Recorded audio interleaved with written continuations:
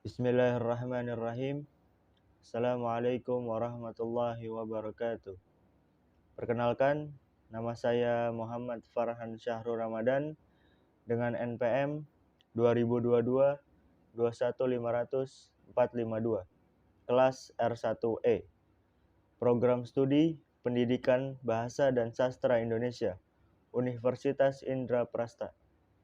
Maksud dari video ini untuk memenuhi tugas mata kuliah agama Islam dengan dosen pengampu Pak Asad S.TH IMPD. Dengan kesempatan ini, saya ingin menyampaikan 4 materi terkait yang sudah dipelajari.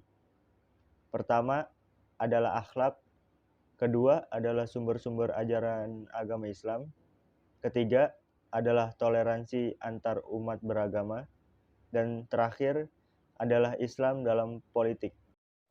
Yang pertama adalah akhlak. Pengertian dan ruang lingkupnya.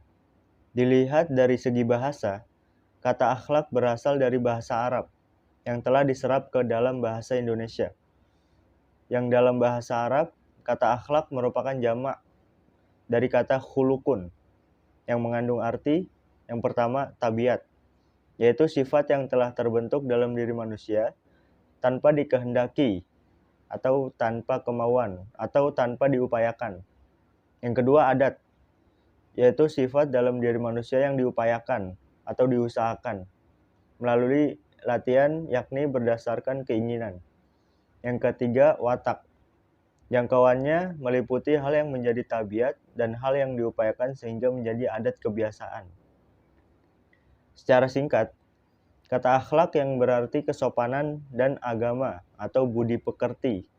Terdapat pula kata akhlakul karimah yang memiliki arti perbuatan mulia, lagi terpuji, yang diwujudkan dalam bentuk sikap, ucapan, dan perbuatan yang baik, sesuai dengan ajaran agama Islam. Pembagian akhlak. Jika dilihat dari sifatnya, akhlak dibedakan menjadi dua, yaitu pertama, ada akhlak mahmudah atau akhlak terpuji, atau akhlak karimah, akhlak yang mulia. Yang termasuk akhlak karimah diantaranya ridho kepada Allah, cinta dan beriman kepada Allah Subhanahu wa Ta'ala, beriman kepada malaikat, kitab, rasul, dan hari akhir, takdir, taat beribadah, selalu menepati janji, melaksanakan amanah, berlaku sopan dalam ucapan dan perbuatan, qanaah, menerima terhadap pemberian Allah, tawakal, berserah diri, sabar, syukur, tawadu, dan segala perbuatan yang baik menurut pandangan Al-Quran dan hadis. Yang kedua, ada akhlak mazmumah, yaitu akhlak tercela, atau akhlak syai'ah, akhlak yang jelek. Adapun yang termasuk akhlak mazmu'ah ialah kufur, syirik, murtad, fasik, riya, takabur, mengadu domba, dengki atau iri, kikir, dendam, khianat, memutus silaturahmi, putus asa, dan segala perbuatan tercela menurut pandangan agama Islam. Kemudian jika dilihat dari berdasarkan objeknya, akhlak dibedakan menjadi dua. Pertama, akhlak kepada khalik, kedua, akhlak kepada makhluk. Yang terbagi menjadi pertama ada akhlak kepada Rasulullah, kedua akhlak kepada keluarga, ketiga akhlak terhadap diri sendiri, keempat akhlak terhadap sesama atau orang lain, kelima akhlak terhadap lingkungan alam. Selanjutnya ada pembinaan akhlak. Pembinaan berasal dari kata dasar bina yang mendapatkan awalan pe dan akhiran an yang memiliki arti perbuatan atau cara. Jadi, pembinaan adalah kegiatan yang dilakukan secara efektif dan efisien untuk memperoleh hasil yang lebih baik. Tujuan dari pembinaan akhlak dalam Islam sendiri adalah untuk membentuk pribadi muslim yang bermoral baik, seperti jujur, beradab, sopan, dan tentunya juga disertai dengan keimanan dan ketakwaannya kepada Allah Subhanahu wa Ta'ala. Biasanya pembinaan akhlak kepada anak ini dimulai sejak anak masih berusia dini, bermaksud agar anak sudah terbiasa memiliki akhlak yang baik dan teraplikasi dalam kehidupannya hingga ia tumbuh dengan dewasa. Baiklah, kita lanjut ke materi yang kedua, yaitu sumber-sumber ajaran agama Islam. Yang pertama sudah pasti itu Al-Quran, isi dan sistematikanya. Al-Quran adalah sumber ajaran agama Islam pertama dan utama yang memuat firman-firman atau wahyu dari Allah Subhanahu wa taala yang disampaikan oleh malaikat Jibril kepada Nabi Muhammad sebagai Rasulullah sedikit demi sedikit selama 22 tahun, 2 bulan, 22 hari. Mula-mula di Mekah, kemudian di Madinah. Ayat-ayat Al-Quran yang diturunkan selama lebih dari 23 tahun itu dapat dibedakan antara ayat-ayat yang diturunkan ketika Nabi Muhammad masih tinggal di Mekah sebelum hijrah dengan ayat yang turun setelah Nabi Muhammad hijrah atau pindah ke Madinah. Al-Quran terdiri dari 30 juz dan 114 surat, 89 surat Makkiyah dan 25 surat Madaniyah. 6.236 ayat. 4.726 ayat dari surat Makkiyah dan 1.510 ayat dari surat Madaniyah. Al-Quran sebagai petunjuk atau pedoman bagi umat manusia dalam hidup, baik di dunia maupun di akhirat. Berisi hal-hal antara lain. 1. Petunjuk mengenai akidah yang harus diyakini oleh manusia. Petunjuk akidah ini berisikan keimanan akan keesaan Tuhan dan kepercayaan kepastian adanya hari kebangkitan, perhitungan, serta pembalasan kelak. Kedua, petunjuk mengenai syariah, yaitu jalan yang harus diikuti manusia dalam berhubungan dengan Allah dan dengan sesama insan demi kebahagiaan hidup manusia di dunia ini dan di akhirat kelak. 3. Petunjuk tentang akhlak, mengenai yang baik dan buruk yang harus dihindari oleh manusia dalam kehidupan, baik kehidupan individual maupun kehidupan sosial. 4. Kisah-kisah umat manusia di zaman lampau. Sebagai contoh, kisah kaum Saba yang tidak mensyukuri karunia yang diberikan Allah, sehingga Allah menghukum mereka dengan mendatangkan banjir besar, serta mengganti kebun yang rusak itu dengan kebun yang lain yang ditumbuhi pohon-pohon yang berbuah pahit rasanya. 5. Berita tentang zaman yang akan datang, yakni zaman kehidupan akhir manusia yang disebut kehidupan akhirat. Kehidupan akhirat dimulai dengan peniupan sangkakala oleh malaikat Israel. Apabila sangkakala pertama ditiupkan, diangkatlah bumi dan gunung-gunung. Lalu keduanya dibenturkan sekali bentur. Pada hari itulah terjadilah kiamat dan terbelah langit. Quran Surat Al-Haqqah. Keenam, benih dan prinsip-prinsip ilmu pengetahuan. Yang ketujuh, hukum yang berlaku bagi alam semesta. Sumber ajaran Islam yang kedua ada As-Sunnah atau Al-Hadis. Fungsi dan artinya. Hadis adalah berita tentang peristiwa yang bersumber dari Nabi Muhammad SAW. Sementara itu, sunnah merupakan perbuatan yang dilakukan Nabi Muhammad secara terus-menerus. Fungsi sunnah terhadap Al-Quran adalah: pertama, sunnah berfungsi sebagai penguat atau takkid atas apa yang dibawa Al-Quran. Kedua, fungsi sunnah sebagai penjelas atau tabiin atas apa yang terdapat dalam Al-Quran. Dan ketiga, fungsi sunnah sebagai mustaqilah atau menetapkan hukum yang belum ada hukumnya dalam Al-Quran. Sunnah dan Al-Quran merupakan dua hal yang menyatu, sebagaimana tak terpisahkan antara mubayyin dan maudu al-bayan, mufassil dan maudu ijmal, dan antara juzi dan kulli. Adalah Al-Quran yang membawa syariat secara ijmal dan sunnah yang menjelaskan sekalian juzinya. Sumber ajaran Islam yang ketiga ada al-ijtihad. Macam-macam bentuk ijtihad menurut para ulama Dalam ijtihad ada beberapa jenis ijtihad atau bentuk-bentuk dari ijtihad, diantaranya sebagai berikut. Yang pertama ada ijma. Ijma memiliki arti yaitu kesepakatan para ulama untuk menetapkan hukum agama berdasarkan Al-Quran dan hadis dalam perkara yang terjadi. Hasil dari ijma yaitu berupa fatwa atau keputusan yang diambil secara bersama oleh para ulama dan ahli agama yang memiliki wewenang untuk diikuti oleh seluruh umat. Yang kedua ada qiyas. Qiyas itu adalah menggabungkan atau menyamakan, yang artinya yaitu menetapkan hukum dalam suatu perkara yang baru yang belum pernah masa sebelumnya, akan tetapi memiliki kesamaan seperti sebab, manfaat, bahaya, serta berbagai aspek dalam perkara sebelumnya, sehingga hal itu dihukumi sama. Yang ketiga ada maslahah mursalah. Maslahah mursalah memiliki pengertian yaitu cara untuk menetapkan hukum yang berdasarkan atas pertimbangan kegunaan dan maslahatnya atau manfaatnya. 4 ada istisab.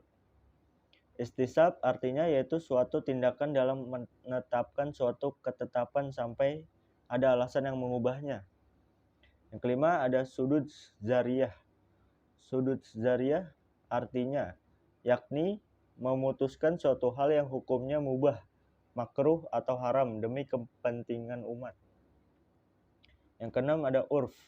Urf memiliki makna yakni tindakan dalam menentukan apakah masih boleh adat istiadat atau tradisi dan kebebasan masyarakat setempat dapat berjalan selama tidak bertentangan dengan aturan prinsip dengan Al-Quran dan hadis. Yang ketujuh ada istihsan, yaitu tindakan dengan meninggalkan satu hukum yang lain disebabkan adanya suatu dalil syarat yang mengharuskan untuk meninggalkannya. Kita ke materi yang ketiga, yaitu toleransi antar umat beragama. Pengertian dan konsep toleransi umat beragama menurut Islam. Toleransi dalam beragama memiliki pengertian yaitu tindakan saling menghargai antar umat beragama. Tidak peduli siapapun dia, apapun agama yang dianut, antar masyarakat harus saling menghargai satu sama lain. Problematika kehidupan umat beragama. Salah satu problematika pada kehidupan beragama adalah adanya konflik antar umat beragama.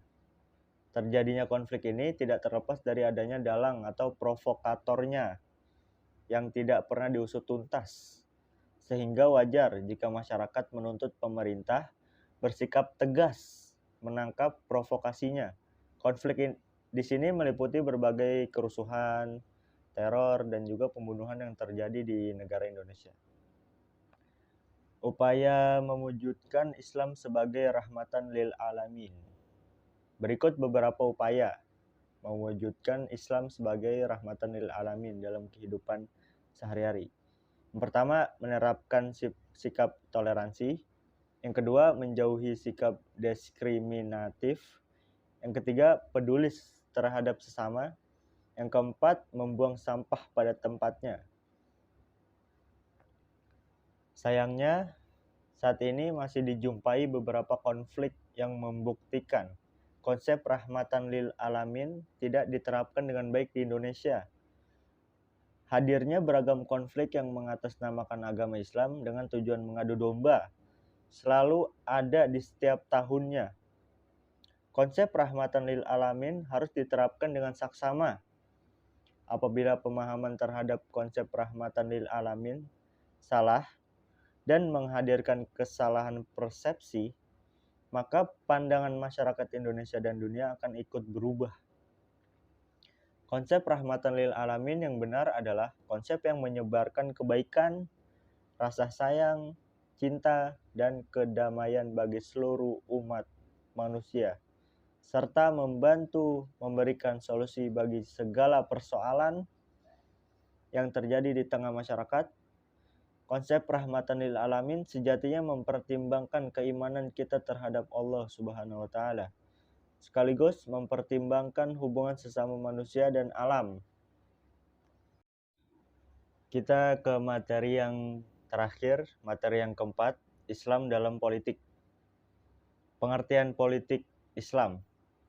Politik Islam disebut juga sebagai as-siyasah, asy-syariah. Secara bahasa terdiri dari dua kata, as-siyasah dan asy-syariah. Asy-syariah. Dalam buku berjudul Al-Madkhal ila as-siyasah asy-syariah, Syekh Abdul Ahmad menjelaskan pengertian politik Islam beserta bidang kajiannya dengan cukup lugas. Kata as-siyasah diderivasi dari kata kerja yang maknanya berkisar pada mengurusi, mengelola, mengatur sesuatu sesuai dengan kemaslahatan atau kepentingan. Menurut pendapat terkuat, kata ini bukanlah kata asing diimpor dari bahasa selain Arab. Sedangkan kata asy-syariah secara bahasa berarti dinisbatkan pada syariat. Kata syariah berarti jalan, metode, atau cara. Yang dimaksud di sini adalah syariat Islam. Jadi yang dimaksud dengan as-siyasah asy-syariah yaitu politik Islam. Secara bahasa bermakna mengurus sesuatu sesuai kemaslahatan umat berdasarkan syariat Islam. Adapun makna politik Islam menurut istilah fuqaha atau ulama fikih adalah membina atau membangun atau mendasari hukum sesuai dengan tuntutan maslahat umat yang tidak terdapat dalil khusus dan rinci mengenainya. Dengan ungkapan lain disebutkan bahwa yang dimaksud dengan politik Islam adalah pemimpin yang mengatur urusan umat mewujudkan atau merealisasikan maslahat atau kepentingan yang kembali kepada individu dan jemaah masyarakat. Tujuan politik Islam. Tujuan politik Islam adalah untuk memperbaiki umat Islam dengan cara membuat suatu sistem ketatanegaraan yang berlandaskan dengan syariat Islam, sehingga dapat menangani urusan manusia dengan tuntutan-tuntutan yang sesuai dengan syariat Islam. Prinsip politik Islam, pertama, amanah. Dikarenakan seorang politisi adalah pemegang mandat rakyat atau konstituen di mana di dalamnya terkandung sebuah perjanjian atau baiat atau pemilu. Maka menjalankan amanah merupakan sebuah kewajiban. Hal tersebut disampaikan oleh Allah Subhanahu wa taala Quran surat An-Nisa ayat 58. Sesungguhnya Allah menyuruh kalian untuk menunaikan amanah kepada yang berhak menerimanya. Di sisi lain, bagi rakyat juga ada kewajiban menaati seorang pemimpin. Yang kedua, yaitu keadilan. Merupakan sebuah prinsip yang sangat ditekankan oleh Islam sebagai soko guru dalam bernegara. Keadilan harus dijalankan dengan kejujuran, ketulusan, dan integritas. Keadilan ini berlaku untuk semua makhluk, tanpa memandang status sosial, ras, suku, agama, maupun kedekatan hubungan. Allah Subhanahu wa taala berfirman, "Berlakulah adil walaupun terhadap kerabat." Surat Al-An'am ayat 152. Juga berlakulah adil karena adil itu lebih dekat dengan takwa. Surat Al-Maidah ayat 8. Yang ketiga yaitu musyawarah. Musyawarah merupakan sebuah etika politik utama yang bersifat komunikatif, dialogis. Musyawarah merupakan sebuah media mencapai hasil mufakat atau pengambilan jalan tengah.